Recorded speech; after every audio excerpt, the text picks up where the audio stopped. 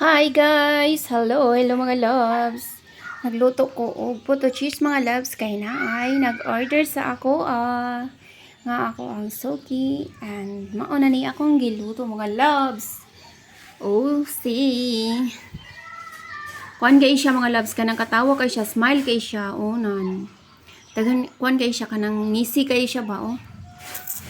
And na smile kay siya mga kuan kay siya ba mga loves, mga liki kay siya oh.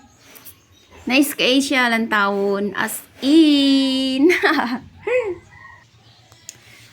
Mauna ato ang ikaduha nga haon mga loves. Lahi siya atong first na tong haon kay ngisi kayo to siya. Then kani siya mga loves kay isara ang gangisi og maayo kana ra siya. Pero the rest is ano na lang, kalma lang. Murag chill na lang sila. Guys, this is my puto cheese guys, my homemade puto cheese. Sobrang sarap. Oh, see, tingnan nyo guys, ang ganda kainin.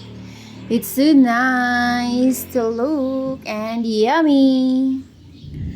Ako lang po ang dito guys, gumagawa. So ayan, gumagawa ako mga guys. Kasi may nag-o-order akong violet nga puto cheese nga binuhat nako ganina mga loves. Hello. So nindot kay siya lang tawon kay color violet. So since nga ganiha nasa ko giluto nga white ang yang color, wala ko ibutang color. Then naamang gud siya naamang gud nag-order. So wala na ko siya na picturean. Then kani siya ang pang last na ko nga haon. So mo ni siya ako ang gibutangan ako siya og color nga violet. So say mga loves, super nice and yummy kayo nga kaunon as in. So tanawa ninyo mga loves as in lang siya kayo nagkatawa gid siya, nagngisi gid siya mga loves kay ngano ako magud siyang gipakusugan og kuan kanang siga. Ang akong gigamit kanang uling ang akong gigamit. So sa uling baya dili ta makakontrol labi na ang nagdala sa iyahang kanang hangin kuan kanang blower. So dili ta ka control. So mao ni siya kuan kay siya kanang ngisi kaayo siya or kanang katawag gid siya maayo ba murag meaning nga nalipay siya.